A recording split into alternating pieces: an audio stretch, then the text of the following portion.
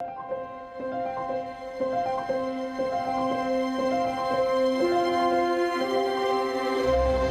¿qué tal amigos? Muy buenas tardes, bienvenidos a Cuerpo Médico. Hoy viernes de salud mental vamos a tener un tema muy interesante y que lamentablemente afecta a los pacientes que lo padecen, pero también altera toda la dinámica de un hogar. Hoy hablamos de la esquizofrenia.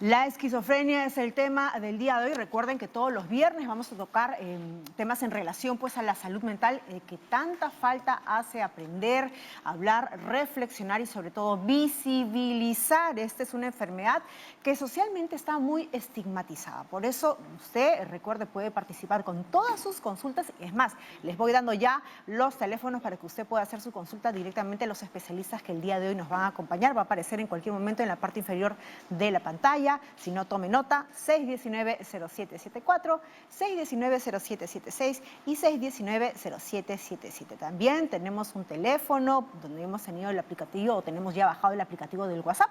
Usted también por ahí puede no solamente registrarlo en un teléfono celular, sino también puede mandarnos un audio con su consulta a través de simplemente un mensaje de voz. Que este sea conciso y breve, por favor. También tenemos redes sociales. Usted si gusta puede escribir también a través de las redes sociales su consultita. Tenemos ahí 3 cuentas habilitadas para que usted también pueda tener cercanía y contacto con nosotros. Recuerde, hoy hablamos de la esquizofrenia, pero antes de tocar nuestro tema de fondo, vamos a darle la bienvenida al doctor Renato Aquino Vargas. Él es médico del Servicio de Cirugía General del Hospital Alberto Sabogal de Salud y con él vamos a conversar en relación a toda esta campaña de vacunación que ya se inició y evidentemente como tenía que ser, bueno, pues son los primeros, los que están siendo vacunados, los que han estado y están en esta llamada línea de combate, en la primera, porque ellos son los que tienen contacto directo con aquellos pacientes que están haciendo COVID y que evidentemente pueden tener, ¿no?, de repente el infortunio de contagiarse. Doctor Aquino, buenas tardes, bienvenido a Cuerpo Médico. Sí, buenas tardes, ¿cómo está? ¿Qué tal? Un gusto saludarlos. Un gusto tenerlo, doctora Aquino. Usted ya recibió esta primera dosis de la vacuna. Cuéntenos un poco cómo se ha ido desarrollando toda la labor que se está realizando en el Hospital Sabogal de Salud. Sabemos que la carga de atención por COVID es bastante intensa e incluso se ha incrementado durante estas últimas semanas, por los cuales también se tomaron las medidas más restrictivas. Sí, claro, durante estas últimas semanas, por el pico de casos de coronavirus, ha habido un gran cambio en el hospital, ¿no? Doctor Aquino. Ya los ambientes no Vamos a ver si es que podemos mejorar de repente ahí el contacto. Recordemos que en las últimas semanas ya incluso las autoridades habían dispuesto medidas mucho más restrictivas porque lamentablemente se está registrando un incremento en esta curva de contagios y también, por ende, en la curva de incluso de víctimas mortales. Doctor Aquino, ahora sí, lo tengo mejor y lo escucho sí. perfectamente, ahora sí. Nos Ah, estaba ya. contando. Sí.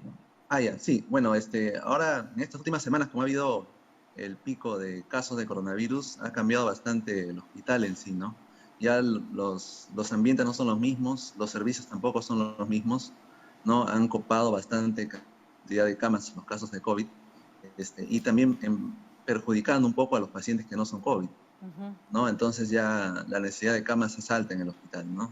Nosotros, desde el inicio de la pandemia, como servicio de cirugía, hemos estado tratando casos COVID y no COVID, ¿no?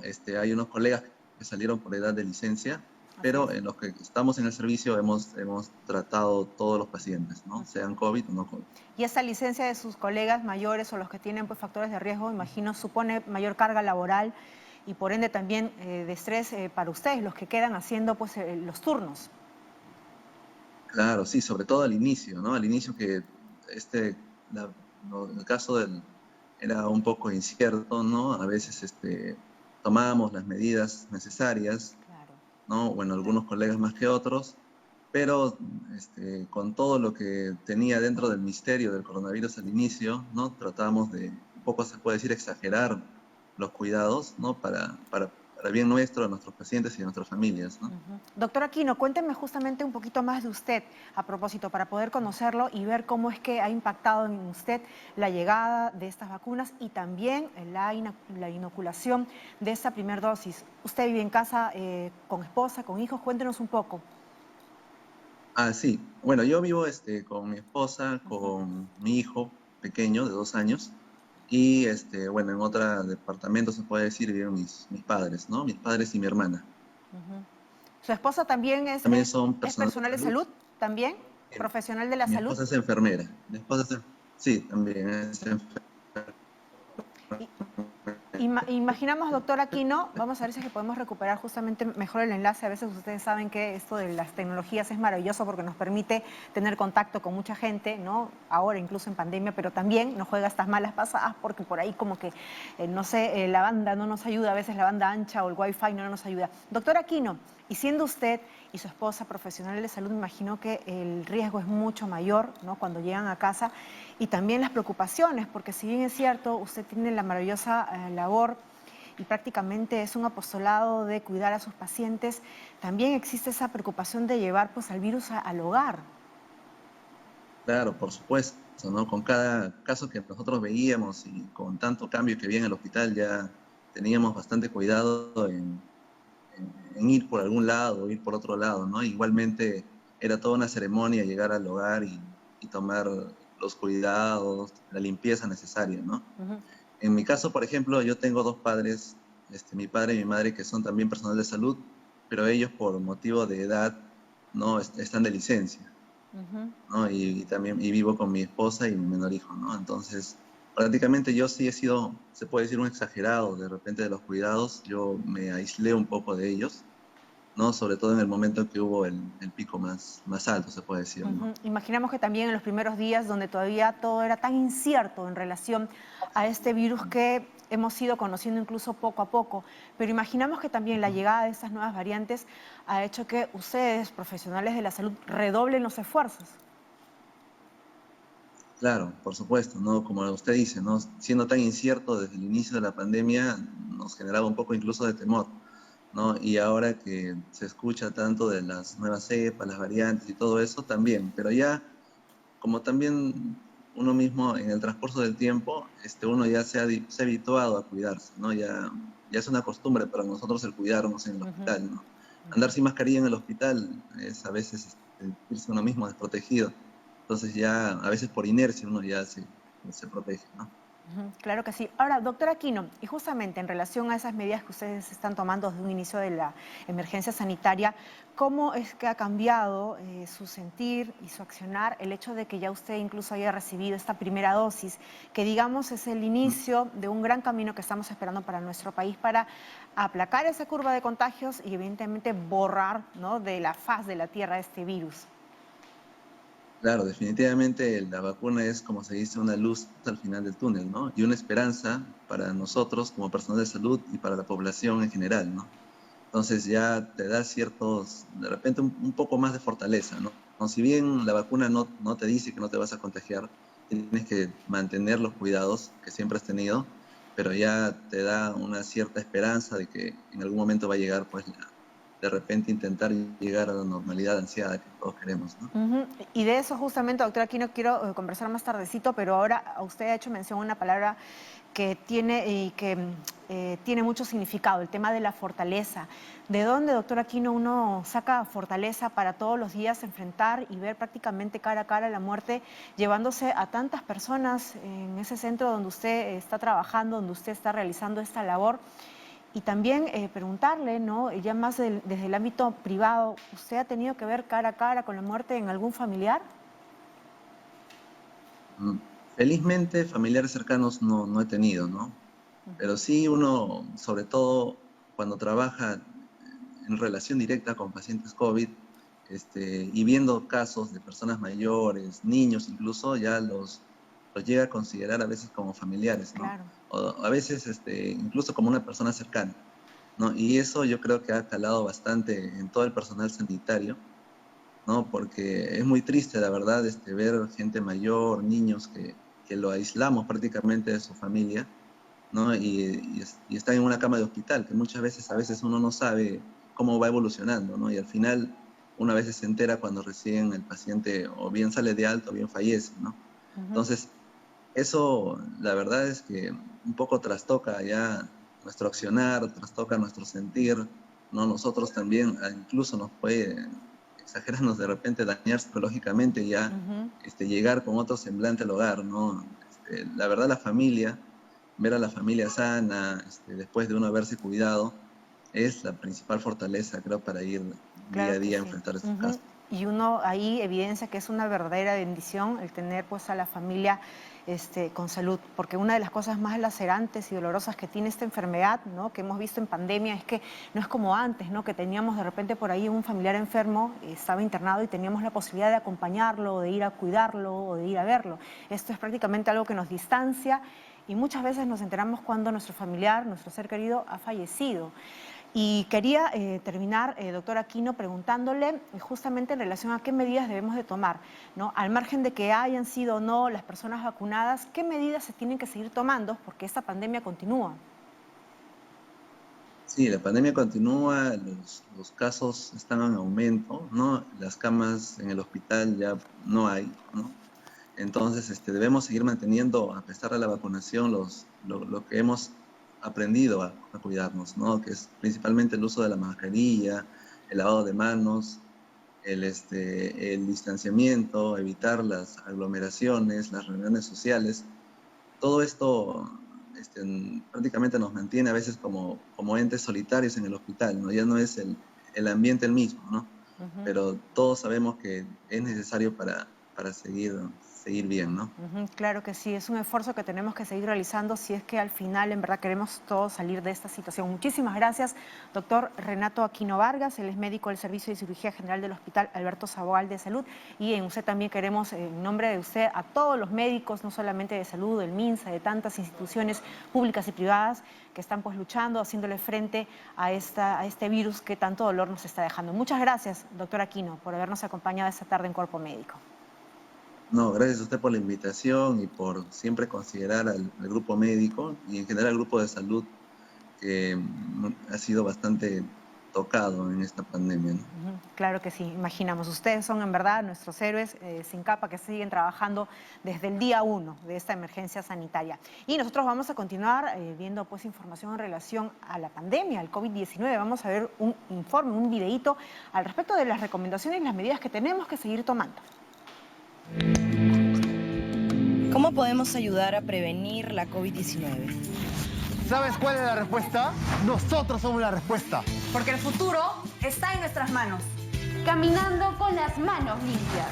Y aunque nos reunimos para lograr grandes cosas, es momento de distanciarnos para otras mejores. Porque tú, ellos, nosotros, somos la respuesta. ¿Te unes? No bajemos la guardia ante la COVID-19. Gobierno del Perú. El Perú primero. Ahí está, estamos todos llamados a no bajar la guardia, por favor. Yo sé que puede sonar cansino, trillado, el repetir, ¿no? Básicamente todos los días qué hacemos para cuidar y prevenirnos el contagio. Por favor, utilice su mascarilla desde la nariz hasta la quijada, mantenga esta distancia física de 2 metros, si se puede un poco más, evite los lugares cerrados, aglomerados. Hay que recordar que estamos en una medida sanitaria, un confinamiento focalizado. Esto significa que usted no puede salir, no puede realizar visitas familiares, no puede realizar evidentemente reuniones solamente con esta burbuja familiar, es decir, con los que usted vive en casa, pero por favor no es momento de visitar todavía. Sabemos que hay muchas ganas, ¿no? Todos queremos abrazar a nuestros familiares, pero eso va a tener que esperar si es que nosotros estamos pues cuidando las medidas de seguridad para evitar ser contagiados y contagiar a nuestros seres queridos. Y no se olviden un último mensaje, que es lo que ustedes tienen que hacer siempre cada vez que llegan a casa, luego de realizar actividades esenciales, el uso del alcohol gel o del lavado de manos si es que tiene un cañito cerca. Ahora sí, vamos a entrar de lleno con el tema de hoy. Recuerden, hoy es viernes de salud mental y vamos a hablar de la esquizofrenia. Vemos un informe introductorio y entramos de lleno con sus preguntas.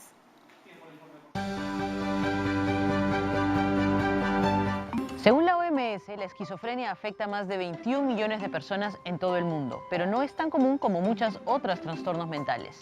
Es más frecuente en hombres que en mujeres y asimismo los hombres desarrollan esquizofrenia generalmente a una edad más temprana. La esquizofrenia se asocia también a una discapacidad considerable y puede afectar el desempeño educativo y laboral. Las personas con esquizofrenia tienen entre 2 y 2.5 veces más probabilidades de morir a una edad temprana que el conjunto de la población. Esto se debe, por lo general, a enfermedades físicas como enfermedades cardiovasculares, metabólicas e infecciosas. Asimismo, los esquizofrénicos suelen sufrir estigmatización, discriminación y la violación de sus derechos humanos. También se precisa que la esquizofrenia es una psicosis, un tipo de enfermedad mental caracterizado por una distorsión del pensamiento, las percepciones, las emociones, el lenguaje, la conciencia de sí mismo y la conducta. Algunas de las experiencias más comunes son alucinaciones, oír, ver o percibir algo que no existe. También están los delirios, que son las creencias o sospechas erróneas y persistentes no compartidas por otras personas.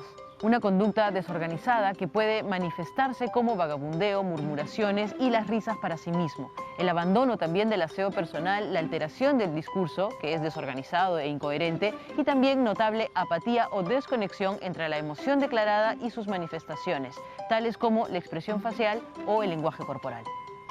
Finalmente, la Organización Mundial de la Salud menciona que en las investigaciones no se ha identificado un único factor que desencadene este trastorno, pues se considera que la esquizofrenia puede estar provocada por la interacción entre la genética y una serie de factores del ambiente donde se desarrolla la persona. Asimismo, factores psicosociales también pueden contribuir a la esquizofrenia. Amigos de Cuerpo Médico, definitivamente la esquizofrenia es tratable a través de la farmacoterapia y el apoyo psicosocial. Por eso es necesario estar atentos a estos síntomas y acudir a centros especializados para un diagnóstico adecuado. Recuerde siempre que la prevención es salud. Muchas gracias. Ahí está esta enfermedad pues socialmente estigmatizante, no solamente afecta a quien lo padece, sino también a la familia, altera toda esta dinámica. Vamos a presentar rápidamente a los especialistas que el día de hoy van a absolver todas sus consultas. Estamos con el doctor Arturo Changana Arroyo, él es psiquiatra del Instituto Nacional de Salud Mental, y también estamos con el doctor Giancarlo Biaggi, él es jefe del Departamento de Rehabilitación en Salud Mental del Hospital Hermilio Valdizán. Bienvenidos a ambos, ya tenemos una primera consulta. Llega desde Comas. ¿Cómo estás, Liliana? Gracias por llamar. ¿Cuál es tu preguntita? El doctor Changana te escucha. Liliana. Buenas tardes. Hola, ¿cómo estás? Cuéntanos. ¿Cuál es tu pregunta? Mi pregunta es la que siempre le he tenido constante. Soy una madre de un joven desde los 15 años. Lo tengo a mi hijo, en la actualidad tiene 27 años. ¿Y tu hijo es diagnosticado con esquizofrenia? La medicina que él toma es demasiado. Él toma olanzapina 2, risperidona 4, la sertralina 1, solpidem 1 y el haloperidol de canoato cada 21 días. Mi pregunta es esta. ¿Cuál es tu pregunta, Liliana? La ciencia avanza. ¿Existe más adelante la esperanza tuviera de que mi hijo pudiera sobrevivir solamente con una pastilla? Muy bien, muy buena pregunta. Poder nivelarse. Y la otra pregunta es, ¿qué alimentos podría yo poder ayudar a mi hijo para que su hígado y su corazón pueda vivir más tiempo o darle una mejor calidad de vida? Muy bien, muchísimas gracias, Liliana, gracias por tener confianza en Cuerpo Médico. Vamos rápidamente a trasladarle la pregunta al doctor Changana. Doctor Changana, bienvenido. ¿Qué orientación le podemos dar a Liliana en relación a su hijo? ¿Qué tal? Buenas tardes, Jennifer. Gracias por la invitación al programa Cuerpo Médico. Respecto a la pregunta que hizo la señora, en realidad los medicamentos deben ser manejados cuidadosamente por un médico especialista, en este caso el psiquiatra. Al inicio de la enfermedad es común solo indicar un medicamento o 2 medicamentos. Sin embargo, a medida que avanza la enfermedad, un solo medicamento antipsicótico podría no ser suficiente. La idea es que el paciente finalmente se mantenga estable, hayan remitido los síntomas psicóticos, las alucinaciones, delusiones, El trabajo para continuar con el tratamiento debe ser a cargo, como repito, del especialista, y él se encargará de regular los medicamentos que sean necesarios con el propósito de mantener una estabilidad del paciente. Entonces, le recomiendo a la señora que siga las indicaciones del médico, acudir a su consulta, porque de esa manera el psiquiatra va a poder saber qué medicamentos puede reducir la dosis o mantenerlas en todo caso. En segundo término, en relación a la dieta que es indicada, lo mejor es que se brinde unos alimentos bajos en grasa y carbohidratos, ya que algunos medicamentos, justo los que recibe el hijo de la señora que hizo la pregunta, producen aumento de peso y alteraciones metabólicas, por ejemplo, aumento de los niveles de glucosa, colesterol, triglicéridos, y es allí donde se hace importante una dieta rica en fibras, en verduras, en frutas, carnes al vapor, pero no frituras, no comida chatarra y que sea baja en carbohidratos. En carbohidratos, doctor, nada de estos, de repente pasteles, carbohidratos refinados, pan, no abusar de repente mucho del arroz, del fideo, ¿a eso se refiere? Así es. Harinas, por ejemplo, la papa, el fideo, el arroz. Perfecto. Nosotros en nuestra mesa siempre solemos utilizar varios tipos de carbohidratos en un mismo plato, ¿no? No es lo recomendable. Eso es mucho de los peruanos, ¿no? De nosotros, que solemos juntar pues el arroz, la papa y de repente por ahí hasta una menestrita encima. De eso no hay que hacer. Así que a Liliana ya está la indicación, ¿no? Acércate con el médico tratante de tu hijo para que conversen en relación a estas molestias que de repente tiene con la dosificación de los medicamentos, y recuerda que es el médico tratante el que tiene que cambiar estos medicamentos en caso lo vaya a hacer, pero acude a las consultas y por favor en ninguno de los casos que abandone el tratamiento médico. El alta solamente lo da el médico tratante. Vamos rápidamente con Marcos, nos llama desde Surco. Marcos, ¿cómo estás? Gracias por llamarnos. Te escucha el doctor Biaggi. ¿Marcos? Aló, muy buenos días, cuerpo médico. Hola, ¿cómo estás? ¿Aló? Cuéntanos. ¿Cuál es tu Aló, consulta? muy buenas tardes. Hola. Mi pregunta es la siguiente.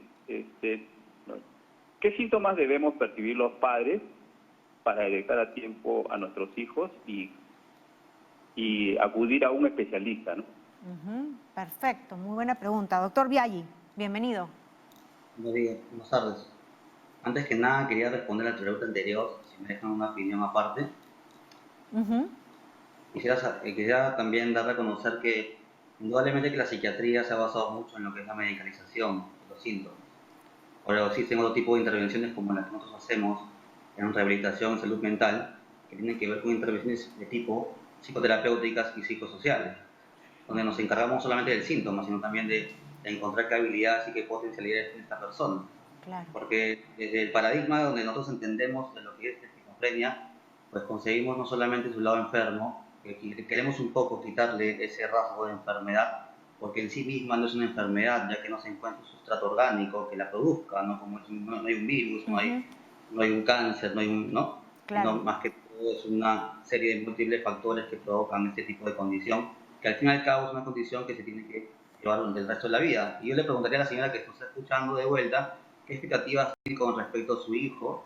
Y yo diría también, bueno, en relación a lo que se ha utilizado mucho en lo que es la psiquiatría actualmente, es que nos hemos apegado mucho a los fármacos y es como la única herramienta que los psicólogos hemos tenido en cuenta, cuando en realidad también existen otro tipo de intervenciones que también pueden contrarrestar el uso de fármacos, y en la medida que uno pues trata este tipo de molestias, este tipo de angustias, también puede disminuir así la carga del fármaco y utilizar lo mínimo indispensable, que es lo que se usa actualmente en el mundo, ¿no? La psicoterapia, por ejemplo.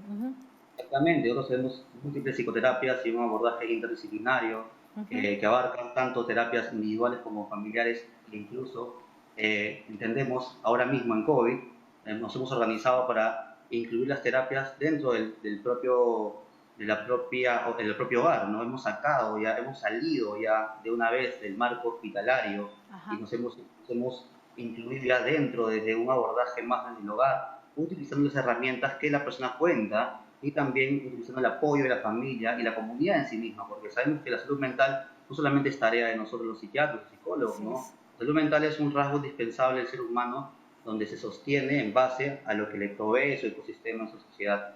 Y es por eso que también tenemos que empezar a entender de que no todo síntoma mental es propio del individuo, también pueden haber situaciones adversas alrededor de él que pueden provocar, mantener o sostener un síntoma que no solamente él tiene que encargarse, que es mucho lo que hemos pretendido, es el abordaje individualizado, sino también que hay factores que tenemos que tratar. Y si no los tratamos, pues siempre vamos a recargar sobre la persona que él tenga que curarse, cuando en realidad quizás hayan otros factores que también tengamos que velar. Doctor Biaggi, y en precisión a lo que nos preguntaba ahora Diego, ¿qué síntomas podría de repente un papá empezar a ver para prevenir en una situación que cuadros de salud mental afecten a sus hijos? La edad de la adolescencia es una de las edades que intentamos, es donde se presentan ese tipo de trastornos mentales, como se llama, severos en realidad. Es una edad difícil. Donde ¿Cuáles son las señales de alerta, doctor Biaggi? Sería pues cambios conductuales, disminución del rendimiento académico, disminución de la sociabilidad, disminución también de la respuesta, bueno, con comportamientos distintos, ¿no? Que cada padre debe entender, porque yo tampoco puedo decir qué exactamente puede presentar cada quien, porque cada quien es un universo entero. Entonces, si entendemos de esta forma, vamos a poder individualizar la terapia, pero no es como que yo tenga una cardiopatía y a todos los síntomas van a ser iguales en este caso. En salud mental es totalmente diferente. Y me gustaría que ustedes, los padres, sean sensibles de conocer a su hijo, en primer lugar, y de saber cuando ocurre una diferencia, porque ustedes van a ser más sensibles que nosotros, y por eso que también es importante hablar con ustedes, ¿no? Y en especial, imaginamos, doctor Biaggi, ya con esto terminamos este primer bloque, ahora que estamos en pandemia, con mayor razón, me imagino que muchos adolescentes podrían estar también presentando situaciones, no sé, de apatía, de aislamiento, porque estamos viviendo todos una situación de estrés prolongada. Claro, es un factor de riesgo totalmente. Y este factor de riesgo hace que justo que las personas cambien su rutina. Y esta reestructuración de rutina es importante establecerla con la familia, ¿no? Que siempre hemos hablado de que se puedan incorporar nuevas rutinas desde el hogar y que también que sea una oportunidad para que la familia y el padre y la madre, en general la familia constituida, pueda también acercarse a sus hijos y poder velar también por su salud y por la integración, ¿no? Básicamente es eso, ¿no? Como volvemos nuevamente a la familia y a su dinámica, ¿no? Entender qué son las cosas que nos hacen familia, qué son las cosas que antes no entendíamos porque estábamos trabajando todo el día, pero ahora que nos sentamos a la mesa nuevamente, nos conocemos nuevamente, entonces vamos a poder ser más sensibles a los cambios que ocurran con nuestros hijos, porque los conocemos. Perfecto. Y de eso vamos a seguir hablando, doctor Biaggi, y luego de esta pausa, recuerde, hoy estamos hablando sobre la esquizofrenia, hoy en Viernes de Salud Mental. Ya regresamos.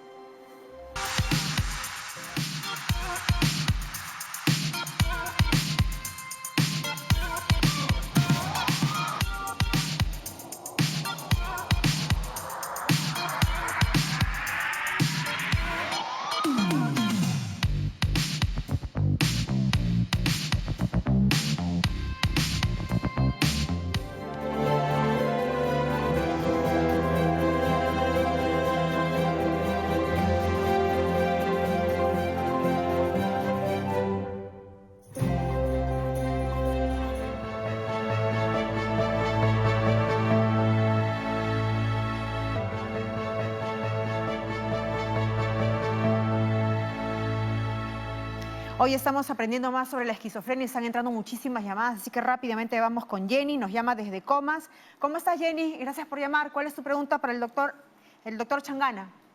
Buenas tardes, ¿qué tal, cuerpo médico? Mire, mi pregunta del día de hoy es que tengo una amiga, la cual tiene una hija y recién le han diagnosticado que ella sufre de esquizofrenia. La pregunta de ella es, ¿cómo llevar el tratamiento en ella? Porque es una niña prácticamente de 12 años, entonces, ¿cuál es el tratamiento para llevar en ella y la esquizofrenia, ¿no? Tratarla, y ella sus dudas siempre, ¿no? Me dice, amiga, me dice, ¿esto hasta cuánto tiempo durará? ¿Habrá una cura para eso? ¿No? Esa es la interrogante que tenemos cuando conversamos con ella. Yo quisiera que de alguna manera el doctor nos pudiera de repente esclarecer, ¿no? Esa duda. Claro que sí. Muchísimas gracias, Jenny. Doctor Changana, en relación pues al acompañamiento que se tiene que dar a una vez que se ha diagnosticado y también si es que hay una cura o es un tratamiento de por vida. Sí, bueno, respecto a la pregunta de Jenny, informarle que el tratamiento es multidisciplinario. Como decía el doctor Biaggi, no solamente está enfocado en los fármacos, sino también en la psicoterapia, en el abordaje familiar, en la intervención social también. Eventualmente hay barrios que están bastante integrados y que los agentes comunitarios también podrían intervenir para contribuir a la mejoría del paciente, ¿no? Ahora, respecto al tema de los medicamentos o el tratamiento, debe ser crónico, es continuo, permanente. La idea es integrar a la persona a la sociedad y que tenga la menor cantidad de síntomas, idealmente que se terminen de erradicar. Que no pierda funcionalidad, doctor Changana, que pueda hacer su vida lo más normal, entre comillas, que se puede decir. Así es, integrarlo a la sociedad, en el trabajo, quizás también en los estudios, en la medida que las capacidades del paciente lo permitan. Y en eso, como decía incluso el doctor Biaggi, estamos todos involucrados. Vamos rápidamente con otra consulta. Nos llama Max desde Huaraz. Max, ¿cómo estás? Gracias por llamarnos desde Huaraz. ¿Cuál es tu preguntita para el doctor Biaggi? Bueno, quisiera saber si la olanzapina, o ¿cómo se llama?, tiene algún... Lo que yo sufro es esquizofrenia y quisiera saber si tiene alguna cura o ya no voy a seguir con el tratamiento por varios tiempos o de por vida. Eso es lo que quisiera saber. Max, quédate un ratito ahí en línea a ver si es que el doctor Biaggi tiene alguna preguntita adicional que hacerte. Doctor Biaggi. Bueno, más que todo felicitarte, Max, por tenerte aquí, por escucharte en realidad. No es fácil tampoco dar a conocer un diagnóstico como este. Y respondo a tu pregunta, básicamente, la cura la hace uno, la cura en realidad no intentamos curar, lo que intentamos es sanarnos. Y la sanación involucra también que tú atravesas por un periodo de aceptación. Y este periodo de aceptación tiene que ver con la nueva forma de ser de ti mismo y las nuevas potencialidades y habilidades que puedes adquirir en función a esa aceptación. O sea, en primer lugar, quererse mucho y aceptarse tal y como es en primer lugar, y a través de esa imagen que te devuelve esta aceptación pueden incluir nuevas habilidades y nuevas potencialidades. Con respecto al fármaco, nosotros hasta el momento tenemos claro de que el fármaco nos va a aliviar los síntomas y de una otra manera pues nos va a hacer sufrir menos. Y en la medida que lo aceptemos también vamos a poder también tener una mayor paz y mayor bienestar en nuestras vidas. Pero más allá de eso, nosotros estamos intentando también combatir el estigma y el rechazo, porque nadie quiere aceptar que es esquizofrénico, definitivamente. Pero si en la medida que nos juntemos y te das cuenta de que no estás solo y que hay mucha gente como tú, y que incluso tenemos un taller que se llama Taller de Empoderamiento y Comunidad en el Instituto de Emilio Valdizán, que te invitamos a participar, verás que mucha gente ya está saliendo de ese cuadro más oscuro de lo que era la esquizofrenia, y nos estamos adentrando a algo donde también nos aceptemos y empecemos a saber de nosotros cada vez más. De que te invitamos a participar también. Lo estamos haciendo a través de la virtualidad, a través de los dispositivos Zoom. Así que cualquier cosa nos dejas tu contacto y te podemos contactar contigo. Claro que sí. Buenísimo, doctor Biaggi. Más adelante, entonces, por favor, no se olvide, sin caso me olvido yo de preguntárselo, de dar ese contacto para que puedan participar todos aquellos televidentes que están interesados en este taller de empoderamiento. Vamos con otra preguntita rápidamente hasta Surco. José, gracias por llamar. El doctor Changana te escucha. ¿Cuál es tu pregunta? Hola, ¿qué tal? Bueno, quiero referirme específicamente al costo de la medicina, que es bastante caro. Hasta ahora no se ha podido lograr que la olanzapina sea un medicamento genérico que esté en venta en el mercado. Mira, generalmente los medicamentos están llegando a los 400 soles, 14 pastillas, que no sirven sino solamente para 2 semanas. Como comprenderás, el presupuesto no cubre, no puede, no soporta esta enfermedad, esta dolencia, ¿no? Entonces, ¿qué se está haciendo para que el medicamento básico aparezca ya en el mercado? Vamos a ver qué orientación te da, José, el doctor Changana. Sí, ¿qué tal, José? ¿Cómo estás? Efectivamente, pues los fármacos que son de marca tienden a tener un precio elevado. Sin embargo, en los hospitales especializados como el Instituto de Salud Mental, el Hospital Valdizán, el Hospital Larco Herrera, cuentan con esos medicamentos que están subvencionados por las instituciones, ¿no? Hay una diferencia incluso de 400% de diferencia. Un medicamento que podría costar en el mercado 10 soles en un hospital nacional podría costar 1 sol o incluso menos. Entonces te invito a que puedas acercarte con tu receta, si eres un paciente que no cuenta con seguros, sobre todo el SIS, tienes una venta libre y una compra libre de los medicamentos. Y si tienes SIS, el SIS cubre todos los medicamentos que sean necesarios para controlar al paciente. Buenísimo, muchísimas gracias. Vamos con otra consulta. Cecilia, gracias por llamar desde La Molina. ¿Cuál es tu pregunta? Buenas tardes, doctores, ¿cómo están? ¿Me pueden decir si, según las estadísticas y la experiencia que ustedes manejan, a cualquier edad puede detonar la esquizofrenia? Muy bien. Doctor Biaggi. Sí, básicamente en la adolescencia, en la edad joven temprana, adultez temprana, pero puede ser, hemos visto casos en niños, en personas adultas mayores, pero no es lo más habitual. Básicamente es en esas edades, en la adolescencia y en la adultez temprana.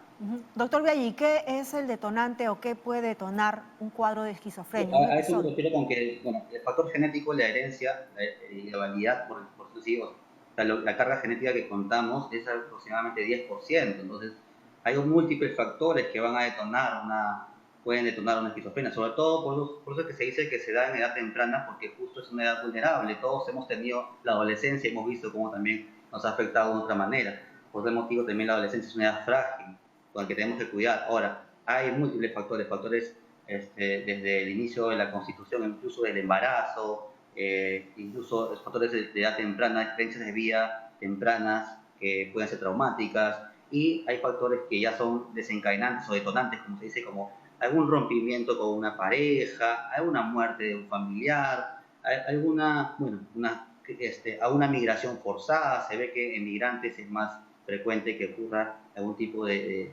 despertar, como se dice, de esquizofrenia, o en situaciones de guerra, etcétera, ¿no? Son situaciones muy catastróficas vividas como en la persona, que quizás no cuenta con una serie de herramientas en su personalidad que le podrían hacer sobrellevar mejor el conflicto como cualquiera de nosotros. La pandemia podría detonar también. Exactamente, la pandemia misma. O no solamente detonar la esquizofrenia, sino también las posibles recaídas. Eso es lo que hemos estado evitando. Claro que sí. Bien, vamos con otra consulta. Rita, gracias por llamar. ¿Cuál es tu pregunta para el doctor Changana? Buenas tardes. Hola. Mire, mi consulta es de que yo tengo un hermano que cuando era niño, como yo vivía en una subida, en un cerro, varias veces él bajó, como él era bien gordito, rodando, y se golpeó muchas veces la cabeza. Entonces, no llegó a desmayarse en el momento que se cayó, pero sí tuvo bastantes golpes. Pero de ahí, a los 16 años, presentó todos los síntomas, hizo su diagnóstico con el Emilio Batistán, le dijeron que sí, que él tenía esquizofrenia.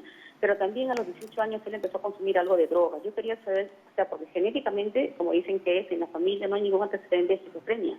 Entonces mi pregunta era de que podría ser posible de que sea por el golpe que ha tenido en la cabeza o también porque pudo haber consumido droga. Esa era mi pregunta, por favor. Le voy a agradecer un montón que me aclare esas dudas, doctor. Muy bien. Muchas gracias, Rita, por llamar. Doctor Changana. Sí, claro. En realidad se ha visto que las causas de la esquizofrenia es multifactorial. Esto quiere decir que son muchos factores que intervienen para la aparición de la enfermedad. Hay cierta evidencia que los traumatismos cráneoencefálicos predisponen a una persona que ya de por sí tiene el riesgo de desarrollar esquizofrenia que eclosione esta enfermedad, o el consumo de drogas, sobre todo marihuana. Otro de los factores que también predisponen a la aparición de esta enfermedad durante el embarazo son las infecciones virales, pero no un resfrío, no una infección intestinal, sino infecciones virales más complejas, partos prematuros, bajo peso al nacer, y las experiencias traumáticas durante la infancia también se consideran como factores de riesgo, como abuso sexual, abuso físico, violencia. El bullying también está considerado como uno de los factores que podría desencadenar en una persona que ya tiene la disposición genética de pronto en que se presente la enfermedad. Doctor Changana, y en esta como en otras patologías, el hecho de diagnosticarlo tempranamente y hacer pues este tratamiento entre farmacológico y psicoterapéutico puede ayudar a que no se presenten más episodios y esté como que digamos controlado esta enfermedad. Sí, claro, definitivamente. La identificación más temprana de la enfermedad es un factor de buen pronóstico, del mantenimiento de las funciones de la vida diaria de la persona. El inicio de tratamiento apenas se diagnostique es muy importante, pero no solamente eso, sino el mantenimiento del tratamiento psicoterapéutico, farmacológico, porque eso permite que la persona con esquizofrenia no se deteriore, a diferencia de pacientes que dejan el tratamiento o dejan de ir a los controles y la enfermedad se hace cada vez más difícil de tratarla. Y de esa manera pues no pierde esta funcionalidad, ¿no?, de hacer su vida normal, tranquila, que es lo que todos esperamos. Vamos con una última consulta. Este es un audio que nos llega desde La Victoria. Eulogio le pregunta al doctor Viaggi. Vamos a escuchar el audio. Me llamo Eulogio Gutiérrez. Quisiera saber qué síntomas visibles podrían que uno llegue a concluir o a diagnosticar que alguna persona cercana puede padecer de esquizofrenia. Buenísimo, mire, esa debió ser nuestra primera pregunta. ¿Síntomas de la esquizofrenia, doctor Viaggi? Claro. Bueno, lo puedo dividir en dos tipos, ¿no? Los síntomas positivos y los negativos, ¿no? Los síntomas positivos van a ser los clásicos, que tienen que ver con la psicosis, que tienen que ver con un desajuste de la realidad, o sea, básicamente alucinaciones. Las más frecuentes son auditivas. Que las voces que decimos. Me hablan. Y los delirios o las delusiones, que básicamente son de persecución, místicas, entre otros, ¿no? La clásica esquizofrenia es esquizofrenia paranoide, esta que hay mucho sufrimiento porque la persona escucha voces y son voces que, bueno, de otra manera te dicen que te pueden hacer daño y esta persona pues tiene mucho miedo. Y bueno, es un sufrimiento bastante fuerte porque lo que ella escucha y lo que siente es real, ¿no? Claro. Entonces también hay que tomarlo de esta forma, ¿no? En una crisis aguda, psicótica, no hay que decir, no escuches, no está pasando esto, porque de nada va a servir, quizás va a empeorar el cuadro de contención en esa crisis. Y los síntomas negativos tienen que ver con que una persona poco a poco va perdiendo su conexión con el exterior, hay un pensamiento más para adentro, uno se aísla, uno afectivamente ya se nota que la persona no responde como usualmente lo hacemos nosotros con respuestas emocionales, ¿no? Como que me alegro y pongo mi cara feliz, o me pongo enojado y uno nota, ¿no?, esa respuesta afectiva, pues en personas que ya tienen un grado de esquizofrenia o están en pródromos, como se dice, porque ya también se empieza a ver ese tipo de desvinculación con los afectos, ¿no? Y también con una serie de respuestas del comportamiento también, alteraciones del comportamiento, como por ejemplo comportamientos disruptivos, incoherentes, entre comillas, o como yo siempre digo, que usualmente no hacía antes, ¿no? Y también tiene que ver con un lenguaje también desorganizado o un tipo de pensamiento que también generalmente es un pensamiento de que uno ya empieza a sentir cierto grado de incoherencia con la realidad o con lo que él normalmente podría decir que es esta persona. Por eso siempre conocer bien a la persona y de acuerdo a ese basal o ese punto de partida poder encontrar los diferentes síntomas que se van presentando de acuerdo a la evolución de la enfermedad de la esquizofrenia.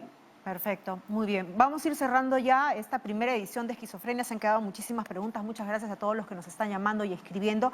Nos comprometemos, como siempre lo decimos, a seguir tocando estos temas de salud mental todos los viernes y sobre todo esquizofrenia lo vamos a tener en otras ediciones. Pero antes de terminar el día de hoy, quisiera por favor irnos con recomendaciones finales muy puntuales. Empezamos con el doctor Changana. Sí.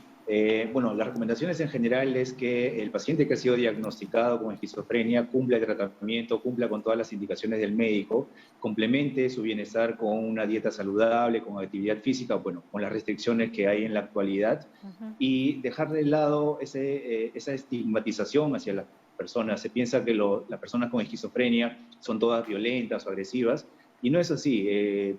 De diversos estudios han encontrado que solamente el 1% de las personas con esquizofrenia podrían ser agresivas o violentas, ¿no? La aceptación del diagnóstico es también muy importante para que haya una buena adherencia o cumplimiento al tratamiento. Buenísimo eso último, la aceptación de la enfermedad, ¿no?, es el primer paso para seguir trabajando en ello. Doctor Viaggi, ¿qué podemos añadir a estas recomendaciones?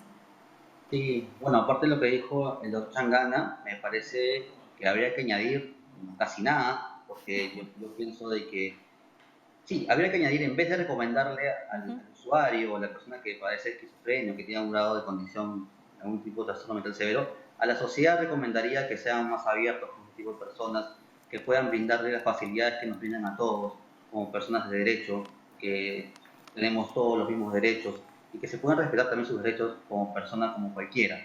Que no estamos en épocas donde más bien estas personas eran excluidas y habían tutelares, ¿no? Por tener un diagnóstico, pues, habían tipos de interdicciones, etcétera, ¿no?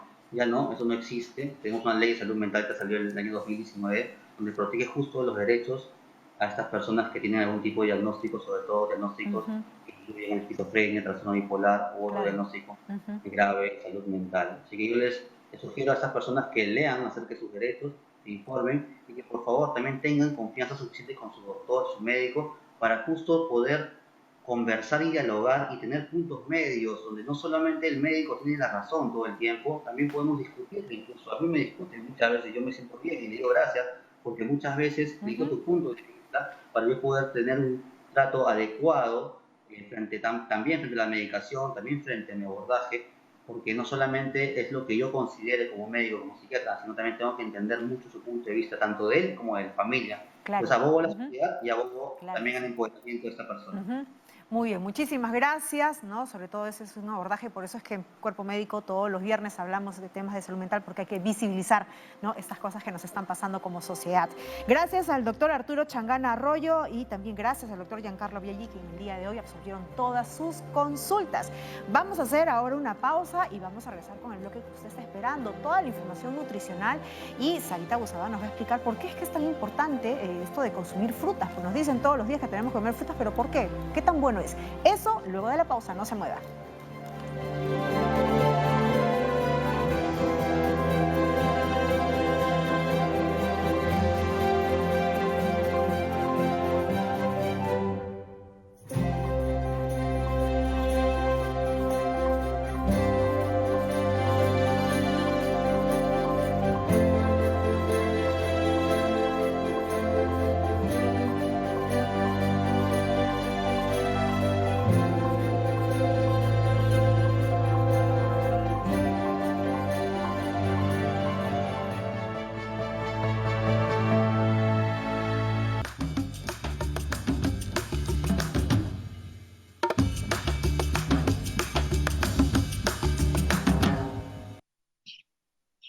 Muy buenas tardes, amigos de todo el país. ¿Cómo estás, Jennifer, ahí en los estudios? Yo acá felizmente bien de salud, acompañándolos a la distancia, pero lista para poderles dar esta información que seguramente han estado esperando, como bien decía Jennifer. ¿Por qué es que tenemos que comer fruta? Siempre nos dicen comer fruta es bueno, hay que comer, pero hoy les doy las 4 razones principales. Número 1, las frutas, gracias a las vitaminas y minerales que contienen, permiten que nuestro cuerpo haga un uso eficiente de la energía. Y además, la fruta en sí misma, por los azúcares que contiene, nos genera energía de uso inmediato. El segundo motivo es que la fruta contiene un tipo de fibra que se llama insoluble, y esta es justamente una de las que cuidan nuestro colon, es decir, nuestro intestino grueso, y al mismo tiempo previene el estreñimiento. La tercera razón es que además de la fibra insoluble, contiene fibra soluble. Y esta fibra tiene la capacidad de atrapar el colesterol durante el proceso de digestión y eliminándolo a través de las heces, de tal manera que ayuda a regular los niveles de colesterol en sangre por esta fibra soluble que está muchas veces en la pulpa o a veces en la cáscara, como en el caso de las manzanas. Y el cuarto motivo por el cual tenemos que consumir fruta es que las frutas contienen sustancias químicas naturales que son justamente las que nos protegen además de diferentes tipos de enfermedad. De hecho, la Organización Mundial de la Salud estima que cada año se podría haber prevenido en muertes 1.700.000, solamente si esas personas, hubieran consumido suficiente cantidad de frutas y verduras gracias a los beneficios que tienen de protegernos frente a diferentes condiciones de salud. Ahora, ahí viene la pregunta, ¿cuánta fruta tenemos que consumir? Estimamos que entre 3 a 5 unidades de fruta es lo que la mayoría de personas necesita para poder cubrir los beneficios que este alimento nos ofrece. Ahora, de estas 3 a 5 unidades, una necesariamente debe ser fuente de vitamina C. Y de hecho ya conocemos que los cítricos son uno de los mayores protagonistas, pero también tenemos otras como el arándano, el kiwi, la guayaba, el camu camu, que también son buenas alternativas, y hay una lista larga también, para la papaya, por ejemplo, ¿no? Ahora, si ustedes consumen jugo de fruta, deberían considerar que cada vaso de jugo equivale a 2 unidades de fruta, para que ustedes vayan haciendo los cálculos. Porque la siguiente pregunta que viene es, ¿en qué momento yo debo consumir los jugos de fruta y quiénes deberían consumirlos? En realidad, los jugos de fruta, al tener este procesado en el licuado, hacen que su azúcar esté muy dispuesto. Por tanto, si eres una persona que hace actividad física, después de ese ejercicio podría convenirte el jugo en fruta en lugar de ser entero. Si estás durante la mañana, por ejemplo, como parte del desayuno, podría ser un mejor momento siempre y cuando estés dentro de un buen peso y seas activo a lo largo del día. Las personas que tienen problemas de diabetes o que tienen hipotiroidismo, por ejemplo, no les conviene consumirlas licuadas, sino más bien entera, no solamente por el número de calorías, sino porque también ese azúcar está más dispuesto y este grupo de personas tienen más dificultad para procesar ese azúcar de la fruta. Ahora bien, también es importante tener en cuenta si es que este mito que tiene que ver con las calorías, comer fruta es bueno y puedo comer cualquier cantidad, esta fruta me engorda, puedo cenar solamente fruta, son preguntas interesantes y la respuesta es que depende de cada persona. De hecho, la cena debería ser variada, pero eventualmente la fruta podría representar un plato de cena si es que he tenido un almuerzo copioso, por ejemplo. Ahora, comer fruta todo el día o en grandes cantidades sí puede ser perjudicial, no solamente por las calorías extras, sino que esas calorías se van a almacenar en el cuerpo en forma de grasa y puede elevar los triglicéridos y en algunas personas contribuir con un hígado graso que también hay que tener justamente la previsión.